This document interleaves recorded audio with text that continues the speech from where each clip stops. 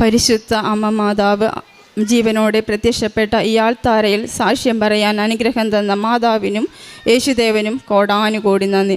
എൻ്റെ പേര് ദിവ്യ, എറണാകുളം പറവൂരിൽ നിന്നും വരുന്നു. ഞാൻ ആദ്യമായി ഉടമ്പെടുത്തത് 2022 ജൂലൈ 24 തീയതിയാണ്.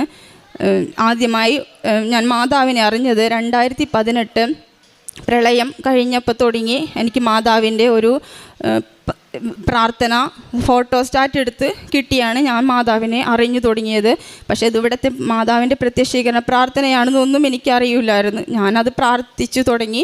പിന്നെ അവിടെ നിന്നും കുറേ പേര് ഉടമ്പടി എടുക്കാനായിട്ട് പത്രിക എനിക്ക് കൊണ്ടുപോയി, ഉടമ്പടി പത്രം കൊണ്ടുപോയി തന്ന് അങ്ങനെ മാതാവിനെ കൂടുതൽ അറിഞ്ഞു.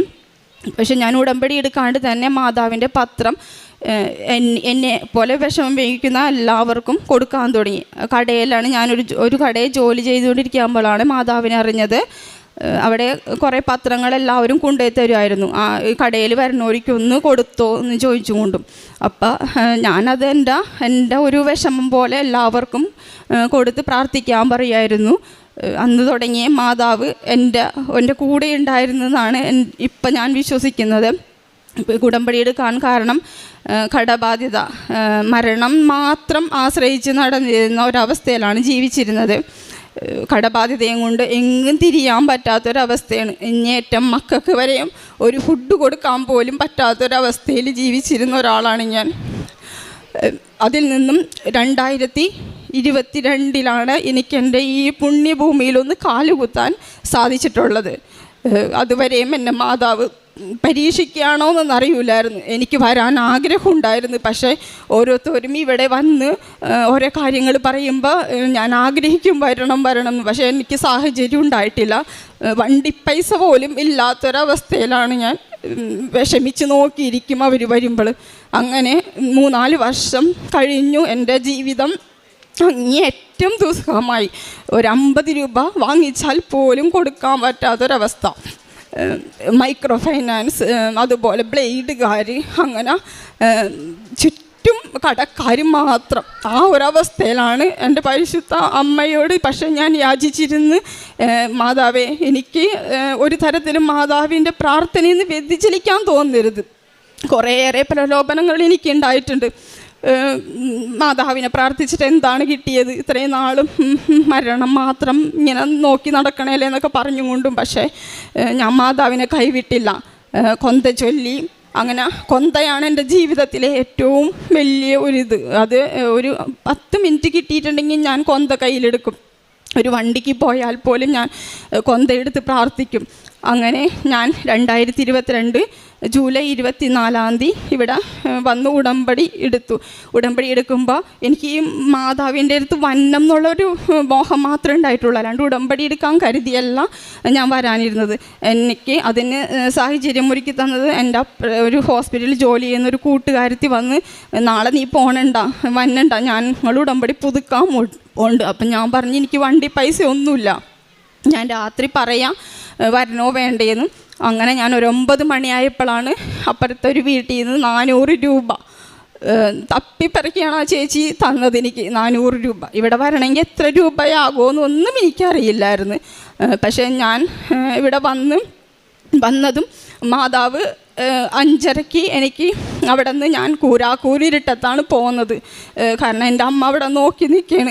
കാരണം ജീവച്ഛവം പോലെ ഒരു ജീവൻ നിലനിൽക്കാൻ വേണ്ടി ഒരു ശരീരം, അതായിരുന്നു എൻ്റെ അവസ്ഥ. ഒരു ഭക്ഷണം പോലും കഴിക്കാൻ പറ്റണില്ല. ഒരു ഇത്തിരി വെള്ളം മാത്രമാണ് ഒരു ദിവസം ഞാൻ കുടിച്ചിരുന്നത്. രാത്രി എന്തെങ്കിലും കഴിച്ചാലായി. കാരണം കടത്തിൻ്റെ അത്രയും അങ്ങേറ്റ അവസ്ഥയിലാണ് ഞാൻ ജീവിച്ചിരുന്നത്. പിന്നെ ഇങ്ങോട്ട് വന്ന് മാതാവിൻ്റെ ഉടമ്പടി എടുക്കാനായിട്ട് ആ കുട്ടിയാണ് 100 രൂപ തന്നത് എനിക്ക് ഉടമ്പടി എടുക്കാനായിട്ട്. അതുവരെയും എൻ്റെ അവസ്ഥ അതായിരുന്നു. ഉടമ്പടി എടുത്ത് പിറ്റേ മാസം എനിക്ക് മാതാവ് അപ്രതീക്ഷിതമായിട്ടാണ് ഗൾഫിലോട്ട് അനുഗ്രഹം തന്നത്, ജോലി എടുക്കാനായിട്ട്. കാരണം എനിക്കതൊരു പോകണം എന്നൊട്ടും താല്പര്യമുണ്ടായിട്ടല്ല ഞാൻ. കാരണം എനിക്ക് വണ്ടി ചൊരുക്കുണ്ട്. പിന്നെ നമ്മുടെ നാട് വിട്ട് പോകാനൊട്ടും താല്പര്യമില്ലാത്ത ഒരാളാണ്. പറൂര എറണാകുളത്തായൊക്കെ ജോലി നോക്കി അത് പോയി എടുക്കാൻ വരെയും താല്പര്യമില്ലാത്ത ആളാണ് ഞാൻ. പക്ഷേ എന്നാൽ ഞാൻ മാതാവിൻ്റെ ഈ ഒരൊറ്റ അനുഗ്രഹവും കൊണ്ട് എനിക്ക് ഗൾഫിലോട്ട് പോകാനായിട്ട് ഒരു പ്രചോദനം തോന്നി. അങ്ങനെ ഞാൻ മാതാവിൻ്റെ അനുഗ്രഹവും കൊണ്ട് ഒക്ടോബർ 1 ജപമാല മാസത്തിൽ തുടങ്ങണം അന്നാണ് ഞാൻ ഗൾഫിലോട്ട് പോയത്. ടിക്കറ്റ് കിട്ടിയതും പോകുമ്പോൾ എൻ്റെ മാതാവിൻ്റെ കാശ് രൂപം എടുക്കാൻ ഞാൻ മറന്നുപോയി. പോണ വഴിക്ക് ഞാൻ അത് തന്നെ, പക്ഷേ തിരിച്ചു വരാൻ പറ്റില്ല. ഫ്ലൈറ്റിനുള്ള സമയം 3 മണിക്കൂർ പോകണ്ടൊന്നും തിരിച്ചു വരാൻ പറ്റില്ലല്ലോ. അങ്ങനെ എയർപോർട്ടിൻ്റെ അകത്ത് വെച്ച് എനിക്കൊരു നേഴ്സ് കുവൈറ്റിലോട്ട് എനിക്ക് പേടിച്ചാണ് ഞാൻ പോണത്. കാരണം അവിടുത്തെ അവസ്ഥ എന്താണെന്നൊന്നും അറിയില്ല. പലരും പലതൊക്കെ പറയുന്നുണ്ട്. കുവൈറ്റിലോട്ടൊക്കെ അറബി വീട്ടിലോട്ടാണ് ഞാൻ പോണത്. അപ്പോൾ അവസ്ഥ എന്താണെന്നൊന്നും അറിയില്ല. അറബികളൊക്കെ ഭയങ്കര ഇതൊക്കെയാണെന്ന് പലരും പേടിപ്പിച്ച്. പക്ഷേ മരണം അതുമാത്രം വിചാരിച്ച് നടക്കണം എനിക്ക്. പിന്നെ എന്തെന്നാണ് നോർത്താണ് ഞാൻ കയറിപ്പോയത്. ആ എയർപോർട്ടിനുള്ളിൽ വെച്ച് എനിക്ക് ഒരു നേഴ്സ് കാശ് രൂപം എടുത്തു തന്ന്. എന്നെ കണ്ടപ്പോൾ തന്നെ മോളെ ഇത് സഹായത്തിന് ആകും മാതാവ്. അപ്പം തന്നെ എനിക്ക് പിന്നെ ഒന്നും വേണ്ട. കാരണം മാതാവ് എനിക്ക് കൂടെ ഉണ്ട്. കാശ് രൂപം എനിക്ക് കിട്ടിയല്ല, ഞാൻ മറന്നു വെച്ചത് എനിക്ക് കൂടെ കിട്ടിയല്ല. അങ്ങനെ അവിടെ ചെന്ന് ഞാൻ മാതാവിനോട് ഒറ്റ പ്രാർത്ഥനയുള്ളൂ, പണി എന്തോരം വേണമെങ്കിലും എടുക്കുക, പക്ഷേ സ്നേഹവും സഹകരണമൊക്കെ ഉള്ളൊരു കുടുംബം. അതുപോലെ തന്നെ പണിയുണ്ട്, പക്ഷേ എന്നെ അവരുടെ കൂടപ്പിറപ്പിനെ പോലൊരു സ്നേഹിക്കണം ആ ഒരു കുടുംബത്തെയാണ് എനിക്ക് അവിടെ കിട്ടിയത്. അവിടെ ചെന്നിട്ട് എനിക്ക് മാതാവിൻ്റെ ഏറ്റവും വലിയൊരു അനുഗ്രഹം, എനിക്ക് എൻ്റെ കൊന്ത നഷ്ടപ്പെട്ട് അവിടെ വെച്ച് കുറച്ച് നാൾ കഴിഞ്ഞപ്പോൾ കൊന്ത നഷ്ടപ്പെട്ടു. പക്ഷേ എനിക്കത് എൻ്റെ മരണത്തിന് തുല്യമായിരുന്നു. കാരണം കൊന്ത മാത്രം ആശ്രയിച്ച് ഇങ്ങനെ ഒരു മിനിറ്റ് കിട്ടിയപ്പോഴും ഞാൻ ആ കൊന്ത കയ്യിലെടുത്ത് ഒരു പ്രാവശ്യമെങ്കിലും അത് ചൊല്ലി അങ്ങനെ വെക്കുന്ന ആൾക്ക് കൊന്ത നഷ്ടപ്പെട്ടാലുള്ള അവസ്ഥ എന്താണ് അത് പോയത്. ഞാൻ കീസ് പോക്കറ്റിലിട്ടുണ്ടാകുന്ന നടക്കാറ്, അത് ബാത്റൂമിൽ ക്ലോസറ്റിൽ എങ്ങനെയോ തെറിച്ചു പോയി. പിന്നെ എനിക്ക് മരണതുല്യമാണ്. ഞാനൊരു പ്രാന്ത് പിടിച്ച പോലെയാണ്. സെപ്റ്റിക് ടാങ്കിൻ്റെ അടുത്തൊക്കെ ഇങ്ങനെ കൊന്തന്വേഷിച്ച് നടക്കുകയാണ്. മാതാവ് കൊണ്ടുപോയി ഇട്ടിട്ടുണ്ടാവോ, കാരണം അത് മാതാവിനെ അറിയാം എനിക്കതില്ലാണ്ട് പറ്റില്ല എന്ന്. അങ്ങനെ എനിക്കൊരു പല്ലുവേദന വന്ന് പിറ്റേ മാസം, അസഹ്യമായ പല്ലുവേദന. അവരെന്നപ്പോൾ 1 മാസത്തോളം ഞാൻ പല്ലുവേദന സഹിച്ച്. പിന്നെ എൻ്റെ കൊന്ത ചൊല്ലിയത് ഞാൻ കൈവരലെണ്ണിയൊന്നോണം കൊന്ത ഞാൻ മുടക്കൂല ചൊല്ലണത്. ഒരു ദിവസത്തിൽ ഒരു 5 കൊന്തയെങ്കിലും ഞാൻ ചൊല്ലിയിട്ട് കിടക്കുള്ളൂ. ഞാൻ രാത്രി പോലും കൈവരലെണ്ണിയാണ് ഞാൻ കൊന്ത ചൊല്ലി തീർത്തതൊക്കെ. ആസ്പത്രിയിൽ അവരെന്നെ കൊണ്ടുപോയി. അവിടെ ചെന്ന് ഡോക്ടർ അങ്ങോട്ട് പോയപ്പോൾ ഒരു നേഴ്സ് വന്ന് എനിക്ക് പോക്കറ്റിൽ കിടക്കണ കൊന്തെടുത്ത് തരേണ്. ആ സമയത്ത് എനിക്കുണ്ടായ, കാരണം ഞാൻ ഈ നാട്ടിൽ നിന്ന് കുവൈറ്റിലോട്ട് കൊണ്ടുപോയ കൊന്ത അത് തന്നെ എല്ലാവരെയും കാണിക്കാറുണ്ട്. ഈ കൊന്ത തന്നെയാണ് എനിക്ക് ആ നേഴ്സ് തന്നത്. ഒരു വ്യത്യാസവുമില്ല. അതിന്മ കാശ് രൂപത്തോടു കൂടി തന്നെ എൻ്റെ കൊന്ത തന്നെനിക്ക് മാതാവ്. അത് കഴിഞ്ഞിട്ടാണ് പിന്നെ ഞാൻ എൻ്റെ കടബാധ്യത കുറേശ്ശെ പൈസ കൊടുത്തൊക്കെ നമുക്ക് ബ്ലേഡ് കടങ്ങളും മറ്റുള്ളതൊക്കെ അടക്കാൻ പറ്റും. പക്ഷേ ആധാരം കുറേ ലക്ഷത്തിനേക്ക് ഇരിക്കണേണ്, അതും എനിക്ക് തൊടാൻ പറ്റില്ല. അത് അസാധ്യമായ കാര്യമാണ്. എനിക്ക് ഒരുമിച്ച് പൈസ അടച്ച് കേസിൽ പെട്ട് കിടക്കണ ആധാരം എടുക്കാമെന്നുള്ളത്. അത് പക്ഷേ എൻ്റെ പരിശുദ്ധ അമ്മ എനിക്ക് അതിക്ക് മുമ്പ് എനിക്ക് യൂട്യൂബ് അച്ഛൻ്റെ പ്രാർത്ഥന കേൾക്കാനോ ഒന്നും ഒരു സാഹചര്യം ഉണ്ടായിട്ടില്ല. എനിക്കൊരു ചെറിയ ഫോണാണ് ഉണ്ടായിരുന്നത്. അതിനകത്ത് നെറ്റൊന്നും കിട്ടുന്നുണ്ടായിരുന്നില്ല. പിന്നെ മേഡത്തിൻ്റെ ഫോണിൽ നിന്നാണ് ഇടയ്ക്ക് നാട്ടിലോട്ട് വിളിച്ചിരുന്നതൊക്കെ. അങ്ങനെ 2025 അങ്ങനെ കുറേ കഴിഞ്ഞു പോയി. കുറേ അനുഗ്രഹങ്ങൾ. കാരണം എനിക്ക് അത്ര വേദനകളൊക്കെ വരുമ്പോൾ ഞാനൊരു ആസ്പത്രിയിൽ പോയ ഗുളിക കഴിക്കുകയോ ചെയ്യൂല. മാതാവ് തന്നെയാണ് ഇതൊക്കെ മാറ്റി തന്നുകൊണ്ടിരുന്നത്. അങ്ങനെ 2025 ന്യൂ ഇയറിൻ്റെ അന്ന് എൻ്റെ മേഡം എനിക്ക് അത് പരിശുദ്ധ അമ്മയാണ് അത് വാങ്ങിച്ചത്. എനിക്കൊരു ഫോൺ മേടിച്ച് തന്ന്, പുതിയൊരു ഫോൺ മേടിച്ച് തന്ന്. എനിക്ക് അന്ന് തുടങ്ങി ഞാൻ ഇത് യൂട്യൂബ് ഓപ്പൺ ചെയ്തപ്പോൾ അച്ഛൻ്റെ പ്രാർത്ഥന, സാക്ഷ്യങ്ങൾ, ഇതൊക്കെയാണ് ഇങ്ങനെ നിരന്നു വന്നിരുന്നത്. അന്ന് തന്നെ യൂട്യൂബ് ഓപ്പൺ ചെയ്തപ്പോൾ അപ്പം എനിക്ക് തോന്നി മാതാവ് എനിക്കത് തന്നതാണ്. അങ്ങനെ ഞാൻ സാക്ഷ്യങ്ങളൊക്കെ ഷെയർ ചെയ്യാൻ തുടങ്ങി. ഡെയിലി ബ്രെഡ്, അച്ഛൻ്റെ ധ്യാനങ്ങളൊക്കെ പിന്നൊന്നും ഞാൻ മുടക്കാറുണ്ടായിരുന്നില്ല. രാത്രി ചിലപ്പോൾ 1 മണിക്കൊക്കെ ആയിരിക്കും ഞാൻ കിടക്കാൻ ചെല്ലണത്. എന്നാലും ഞാൻ പ്രാർത്ഥന അതൊക്കെ കണ്ടിട്ടൊക്കെ ഞാൻ കിടക്കുകയുള്ളൂ. അങ്ങനെ 2025 ഒരു ചിട്ടി ഒരു ചിട്ടി ചേരാനായിട്ട് എനിക്ക് ആഗ്രഹം ഉണ്ടായിരുന്നു. പക്ഷേ നടക്കൂല. കാരണം നമ്മുടെ ഈ ബ്ലേഡ് കടവും പിന്നെ മറ്റുള്ളതൊക്കെ കൊടുക്കുമ്പോൾ അതിനകത്ത് പൈസ മാറ്റി വയ്ക്കാൻ പറ്റില്ലല്ലോ. പക്ഷേ എന്നാലും മാതാവ് എൻ്റെ ഹസ്ബൻഡ് ഒരു 10,000 രൂപയുടെ ചിട്ടിയുടെ നോട്ടീസ് വിട്ടു തന്നു. അത് കഴിഞ്ഞൊരു 2 ദിവസം കഴിഞ്ഞപ്പോഴാണ് ഞങ്ങളുടെ ലോണിൻ്റെയൊക്കെ സംബന്ധിച്ചൊരു കുട്ടി വിളിക്കുമായിരുന്നു. ആ കുട്ടി 16 ലക്ഷത്തിൻ്റെ ഒരു ചിട്ടിയുടെ നോട്ടീസ് എനിക്ക് വിട്ടു തന്നു. ഞാനത് കണ്ടപ്പോൾ തുടങ്ങി എനിക്ക് വിട്ട് കളയാൻ തോന്നണില്ല. കാരണം ആധാരം ഇങ്ങനെ ഇരിക്കണേണല്ല. പിന്നെയും കുറച്ച് കടങ്ങളൊക്കെ ബാക്കി കുറേ ഉണ്ട് കടങ്ങൾ. ഈ പണിയെടുത്തതും കൊണ്ട് എനിക്ക് എൻ്റെ 2 കൊല്ലമായിട്ട് എൻ്റെ നാട്ടിലോട്ടൊന്നും വരാൻ പറ്റിയിട്ടില്ല. കാരണം ഈ കടക്കാരോട് എന്ത് സമാധാനം പറയും? പോയിട്ട് തരാമെന്നല്ലേ പറഞ്ഞിരുന്നത്. പക്ഷേ ചെന്നിട്ട് പിന്നെ പോയിട്ട് തരാമെന്ന് പറയണത് ഒരു മര്യാദയാണ്. അങ്ങനെ ഓർത്തോർത്ത് ഞാൻ വിഷമിച്ച് പിന്നെ ഇരിക്കണമായിരുന്നു. അങ്ങനെ ആ ചിട്ടി ഞാൻ ധൈര്യപൂർവ്വം ചേർന്ന് എന്തെങ്കിലും ആവട്ടെ എന്നോർത്ത് ജനുവരിയിൽ ഈ ചിട്ടി ചേർന്ന് ഇവിടെ നിന്ന് മാതാവിൻ്റെ ഒരു ഫോട്ടോ, കാശ് രൂപങ്ങളും ഉപ്പ് ഇതൊക്കെ ഞാനിവിടെ വന്ന ആൾക്കാരെ കൊണ്ട് വാങ്ങിപ്പിച്ച് എൻ്റെ ഫോട്ടോ അവിടെ വെപ്പിച്ച് എൻ്റെ അമ്മനെ കൊണ്ട് അതിനകത്ത് അമ്മനോട് പറഞ്ഞ് തിരി കത്തിക്കണോ അമ്മേ എന്ന് പറഞ്ഞ് മാതാവിൻ്റെ ഉപ്പ് ആ ചിട്ടി ബുക്കിൽ തൂളിയും ഞങ്ങളുടെ 4 അതിർത്തിയിലും ഉപ്പിട്ടൊക്കെ അമ്മനോട് ഞാനിവിടെ ഇരുന്ന് പ്രാർത്ഥിക്കാം, അമ്മ അതൊക്കെ ചെയ്യണോട്ടാന്ന് പറഞ്ഞ് അങ്ങനെ മാർച്ച് 3-ാം തീയതി ആയിരുന്നു ചിട്ടി എനിക്ക് ആദ്യം ഇറക്കി തന്നെ ആ ചിട്ടി എനിക്ക് എടുത്തു തന്നു മാതാവ്. അങ്ങനെ എൻ്റെ ആധാരം അവിടെ നിന്ന് റിലീസാക്കി 15,20,000 രൂപ ബാക്കി ആധാരം എടുപ്പിച്ച് ബാക്കിയുള്ളതിനേക്കാൾ ഞങ്ങൾക്ക് പുറംകടങ്ങളും കുറച്ച് വീട്ടാൻ പറ്റി. കടബാധ്യതകൾക്ക് മാതാവ് കുറേയേറെ ഇനിയുമുണ്ട് ബാധ്യതകൾ, എന്നാലും മാതാവ് അത് കുറേശ്ശെ തീർത്ത് തരാനായിട്ട് അനുഗ്രഹം. പിന്നെ എനിക്ക് മാതാവ് തന്നത്, ഞാൻ ജപമാല റാലിയിൽ പങ്കെടുക്കാൻ വളരെ ആഗ്രഹപ്പെട്ടിരുന്നു. പക്ഷെ അസാധ്യമായിട്ടുള്ളൊരു കാര്യമായിരുന്നു. ആ വീട്ടിൽ നിൽക്കണമെങ്കിൽ എനിക്ക് ജൂലൈയിൽ മാത്രമേ അവർ ഒഴിവ് തരുള്ളായിരുന്നു. പിന്നെ എനിക്ക് പെട്ടെന്ന് പുറത്ത് ജോലി എടുക്കാനൊരാഗ്രഹം തോന്നി. അപ്പോൾ വിസ പുറത്തെടുത്താൽ 2-3 വീട്ടിലൊക്കെ പണിയെടുത്താൽ നമ്മൾക്ക് കുറച്ച് കൂടുതൽ പൈസ അയക്കാമെന്നുള്ളൊരു അഹങ്കാരമാണെന്നൊന്നും അറിയില്ല. അത് അങ്ങനെ മനസ്സിൽ വന്നപ്പോൾ ഞാനങ്ങനെ വിചാരിച്ച് അവിടോട് വേറെ ആളെടുത്തോന്ന് പറഞ്ഞ്. കാരണം എന്നോട് അത്രയും സ്നേഹമുള്ളൊരു വീട്ടുകാരാണത്, സംരക്ഷണമൊക്കെ ഉള്ള വീട്ടുകാരാണ്. പക്ഷേ എനിക്ക് അവിടെ നിന്ന് പോകണമെന്ന് തോന്നിയിട്ട് ഞാൻ അങ്ങനെയാണ് പറഞ്ഞത് അവരോട്. ആളെടുത്തു, അവർ ഓഫീസിൽ ആളെടുക്കാൻ കൊടുക്കുകയും ചെയ്ത്. പിന്നെ പക്ഷേ എനിക്ക് പൈസ കിട്ടിയില്ല. എനിക്ക് ഈ വിസ പുറത്തെടുക്കാനായിട്ട് ക്യാഷ് വേണ്ടേ, അതിന് എനിക്ക് റെഡിയായില്ല. പക്ഷേ അതിനേലും വലിയൊരു മാനസിക വിഷമം, എനിക്ക് ആ വീട്ടുകാരെ പിരിയാനായിട്ടുള്ളൊരു വിഷമം പിന്നെയാണ് ഞാൻ പറഞ്ഞപ്പോഴാണ് മനസ്സിലാക്കിയത്. എനിക്കത് വേണ്ടിയില്ലായിരുന്നു, അവിടെ തന്നെ നിന്നാൽ മതിയായിരുന്നു. എൻ്റെ മാതാവ് എനിക്കൊരു തുണയായിട്ട് അവിടെ എത്തിച്ചു തന്നതാണ് എന്നെ. അങ്ങനെ ഞാൻ പിന്നെ എന്ത് ചെയ്യാൻ പറ്റും? ലാസ്റ്റ് അവർ വേറെ ആളെടുത്തത് ഞാൻ ജപമാല റാലിയുടെ ഒരാഴ്ചയ്ക്ക് മുന്നാണ് ഒരാൾ വന്നത് അവിടെ.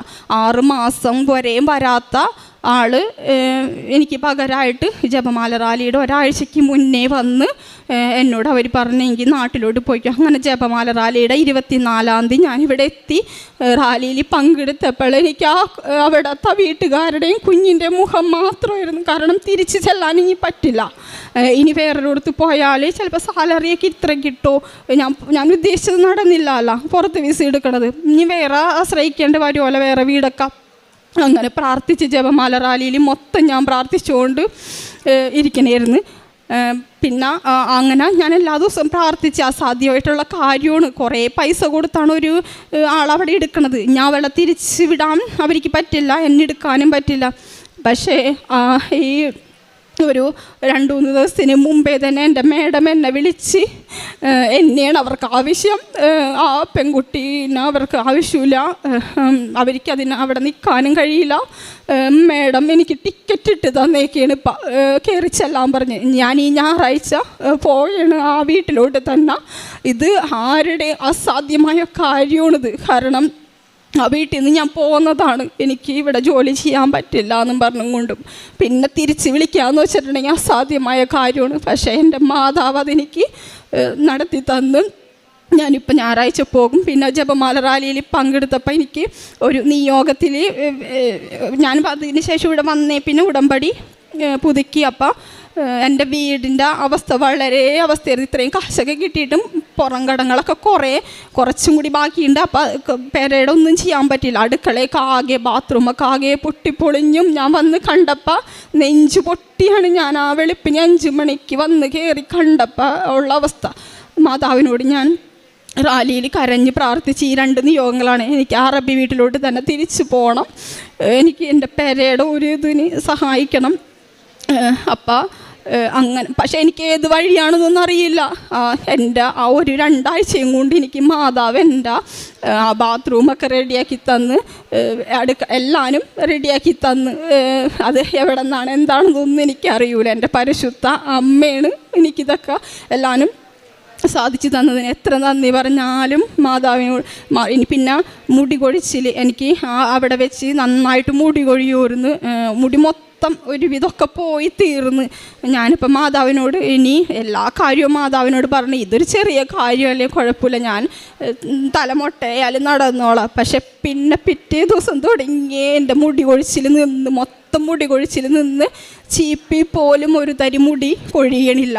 ആ ഒരവസ്ഥയിലോട്ട് മാറി. ക്യാൻസർ രോഗികൾക്കൊക്കെ ഞാൻ എൻ്റെ ഒരു ചെറിയൊരു ശതമാനം തുകയാണ് ആദ്യം കൊടുത്തിരുന്നത്. പിന്നെ എൻ്റെ ദുരിതങ്ങൾക്കൊക്കെ മാതാവ് ഒരിത് തന്നതിന് ശേഷം ഞാൻ ഡയാലിസിസിന് പൈസ കൊടുക്കും, അനാഥാലയത്തിൽ ഫുഡ് കൊടുക്കും. പിന്നെ എല്ലാ മാസവും മാസത്തിൽ നിന്ന് എൻ്റെ ഒരു ചെറിയ തുക എല്ലാ രോഗികൾക്കും കൊടുക്കും. പ്രേക്ഷിത വേല, മാതാവിൻ്റെ പത്രം ഇപ്പം ഞാൻ വന്നേ പിന്നെ 2-3 പ്രാവശ്യം മേടിച്ച് റെയിൽവേ സ്റ്റേഷനിൽ, ബസ് സ്റ്റാൻഡിൽ ഒക്കെ കൊടുത്തിട്ടുണ്ട്. ഞാൻ പിന്നെ എന്നോട് വർത്താനം പറയണ എല്ലാവർക്കും മാതാവിൻ്റെ ആ ഒരു മഹത്വം ഞാൻ എല്ലാ ദിവസവും, ഒരു ദിവസം മുടങ്ങാണ്ട് ആരായിട്ട് വർത്താനം പറഞ്ഞാലും മാതാവ് എനിക്ക് തന്ന അനുഗ്രഹങ്ങൾ പറയാറുണ്ട്. ഇത്രയും നന്ദി, കോടാനുകൂടി നന്ദി. ഇത്രയും അനുഗ്രഹം തന്ന മാതാവിനും ഈശോയ്ക്കും. കഷ്ടതയിൽ ഞാൻ കർത്താവിനെ വിളിച്ചപേക്ഷിച്ചു. എൻ്റെ ദൈവത്തോട് ഞാൻ സഹായത്തിനായി നിലവിളിച്ചു. അവിടുന്ന് തൻ്റെ ആലയത്തിൽ നിന്ന് എൻ്റെ അപേക്ഷ കേട്ടു. എൻ്റെ നിലവിളി അവിടുത്തെ കാതുകളിലെത്തി. സങ്കീർത്തനം 18:6 തിരുവചനം. ദിവ്യ അമൃതരാജ് എന്ന മകളുടെ ഉടമ്പടി അനുഭവ സാക്ഷ്യമാണ് നമ്മളിപ്പോൾ കേട്ടത്. ഇപ്പോൾ വായിച്ച സങ്കീർത്തനത്തിൽ ദാവീദ് രാജാവ് ദൈവത്തോട് നിലവിളിച്ചുള്ളൊരു പ്രാർത്ഥനയാണ്. പ്രാർത്ഥനയുടെ ശക്തിയാണത്. ഈ പ്രാർത്ഥനയിലുള്ള ദൈവവുമായുള്ള ഒരു ബന്ധമാണ് പ്രതിസന്ധികളെ ജീവിക്കാനായി ദാവീദ് രാജാവ് ദൈവത്തോട് പ്രാർത്ഥിച്ചപ്പോഴാണ് ദൈവം പ്രാർത്ഥന കേട്ടത്.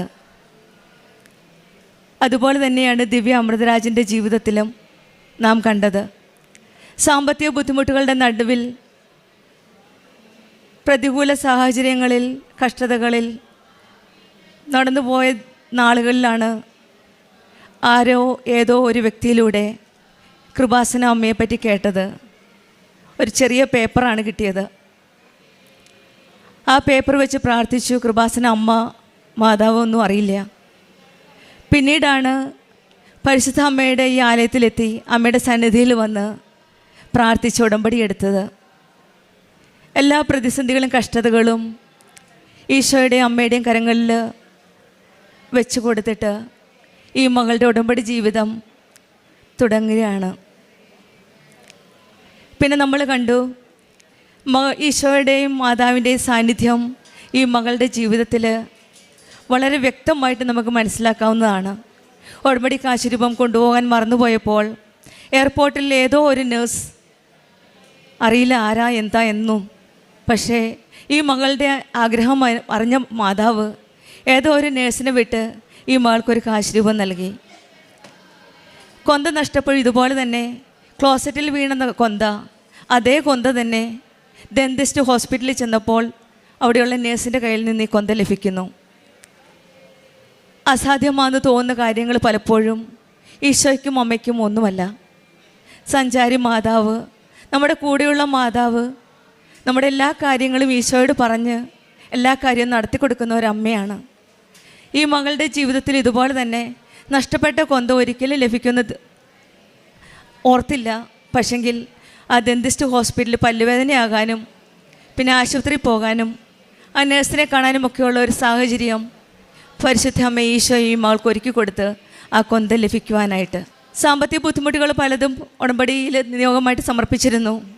ആധാരവും സ്വർണ്ണപ്പണയും വെച്ചതും എല്ലാം ഓരോന്നോരോന്നായിട്ട് പടിപടിയായിട്ടാണ് ഈ മകൾ വിശ്വാസ ജീവിതത്തിൽ മുന്നേറുമ്പോൾ ഈ മകളുടെ സാമ്പത്തിക ബുദ്ധിമുട്ടുകളെല്ലാം ഓരോന്നോരോന്നായിട്ട് ജീവിതത്തിൽ നിന്നും മാറ്റിപ്പോകുന്നതാണ് നമ്മൾ കാണുന്നത്. ആധാരം പുതുക്കുകയും സ്വർണം മറ്റേതോ വ്യക്തി വന്ന് എല്ലാ കാശുകൾ കൊടുത്ത് അതും ആ കാര്യങ്ങളും എല്ലാം പരിശുദ്ധ അമ്മ എല്ലാം ശരിയാക്കി കൊടുത്തു ഈശോയുടെ കൂടെ നിന്ന്. പിന്നീടുള്ളൊരു സമയമാണ് ഒരു പ്രലോഭനത്തിൻ്റെ സമയം. ആ മകൾ നല്ല ക്ലിയറായിട്ട് പറഞ്ഞു. എല്ലാം നല്ല ഭംഗിയായിട്ട് പോകുന്ന സമയത്താണ് പ്രലോഭനമായിട്ട് ആ വീട്ടിൽ നിന്നും മാറി വേറൊരു വീട്ടിലേക്ക് ഒരു ബെറ്റർ സാലറിക്ക് വേണ്ടിയിട്ട് മാറുവാൻ തീരുമാനിച്ചത്. അവിടെയും നമുക്ക് കാണാം പരിശുദ്ധ അമ്മയുടെ ഈശോയുടെ ഇടപെടൽ. ഈ മകളുടെ അച്ഛൻ ബഹുമാനപ്പെട്ട ജോസഫ് അച്ഛൻ പലപ്പോഴും പറയും, അച്ഛൻ്റെ 39 വർഷത്തെ പൗരോഹിത്യ ജീവിതത്തിൻ്റെ ആസ്തിയുണ്ട്. What is that spiritual life, that is ആത്മീയമായ ജീവിതത്തിൻ്റെ സ്പിരിച്വൽ ലൈഫിലുള്ള ആ ആസ്തിയിലാണ് പലപ്പോഴും ജോസഫ് അച്ഛൻ നമുക്ക് വേണ്ടി പ്രാർത്ഥിച്ച് അനുഗ്രഹങ്ങൾ മേടിച്ചു തരുന്നത്. അതുപോലെ തന്നെയാണ് ഈ മകളുടെ ജീവിതത്തിലും പ്രോബബ്ലി ഈ കാണുന്ന കഴിഞ്ഞ ജീവിതത്തിൽ പ്രാർത്ഥനാ ജീവിതത്തിലുള്ള ആസ്തി ആ മോളുടെ ഡിപ്പോസിറ്റ് അനുസരിച്ചാവാം ഒരുപക്ഷെ പ്രലോഭനത്തിൻ്റെ സമയത്തും ഈ മകളുടെ കൂടെ പരിശുദ്ധ അമ്മ കൂടെ നിന്നുകൊണ്ട് മകളെ പ്രലോഭനത്തിൽ വീഴാതെ താങ്ങി നിർത്തി സംരക്ഷിച്ച് ഈ മോളെ മുന്നോട്ട് കൊണ്ടുപോയത്. വേറൊരു വ്യക്തിയാണ് ഈ മോൾക്ക് പകരം ജോലിക്ക് വന്നത്. പക്ഷെങ്കിൽ ഈ മകൾ വന്ന് ഉടമ്പടി പ്രാർത്ഥനയിൽ അഖണ്ഡ ജപമാലയിൽ നിയോഗം വെച്ച് പ്രാർത്ഥിച്ചപ്പോൾ ആ പ്രാർത്ഥനയും പരിശുദ്ധ അമ്മ ഈശോയും നിറവേറ്റി കൊടുത്തു. നമ്മളുടെ ജീവിതത്തിലെ ഓരോ കഷ്ടതയിലും ദുഃഖത്തിൻ്റെ സമയത്തും ഈശോയുടെ അമ്മയുടെ അടുത്ത് വന്ന് കരയുമ്പോഴൊക്കെ നമ്മുടെ പ്രാർത്ഥന കേൾക്കാനും നമ്മളുടെ ഒപ്പം അതനുഭവിച്ച് നമ്മുടെ കൂടെ നിൽക്കാനുമുള്ള ഒരു ദൈവമാണ് നമുക്കുള്ളത്. സങ്കീർത്തനം 145 പറയുന്നത് പോലെ തന്നെ വിളിച്ചപേക്ഷിക്കുന്നവർക്ക്, ഹൃദയപരമാർത്ഥതയോടെ വിളിച്ചപേക്ഷിക്കുന്നവർക്ക് കർത്താവ് സമീപസ്ഥനാണ്. അതുപോലെ തന്നെയാണ് ഈ മോളുടെ ജീവിതത്തിലും ദിവ്യയുടെ ജീവിതത്തിലും നമ്മൾ വളരെ ക്ലിയറായിട്ട് കാണുവാൻ സാധിക്കുന്നതാണ്. സമയത്തിൻ്റെ മേൽ അധികാരമുള്ള ദൈവം ഈ മോളുടെ കൂടെ സഞ്ചാരി മാതാവിൻ്റെ രൂപത്തിൽ പല വ്യക്തികളുടെ രൂപത്തിലാണ് ഈ മകളുടെ ജീവിതത്തിൽ പരിശുദ്ധ അമ്മ ഈശോയും അവരുടെ സാന്നിധ്യം അറിയിച്ചു കൊടുത്തത്. നമ്മളും നമ്മുടെ ജീവിതത്തിൽ ഉടമ്പടി ജീവിതത്തിൽ മുന്നേറുമ്പോൾ പരിശുദ്ധ അമ്മയുടെ ഈശോയുടെ സാന്നിധ്യം മനസ്സിലാക്കി ഉടമ്പടി ജീവിതത്തിൽ പതറാതെ തകരാതെ മുന്നോട്ട് പോകുവാനായിട്ട് നമ്മൾക്ക് സാധിക്കട്ടെ എന്ന് പ്രാർത്ഥിക്കാം. ഈശോയും പരിശുദ്ധ അമ്മയും ദിവ്യ എന്ന മകൾക്കും കുടുംബത്തിനും കൊടുത്ത എല്ലാ അനുഗ്രഹങ്ങൾക്കും നമുക്ക് കരങ്ങളടിച്ച് ദൈവത്തെ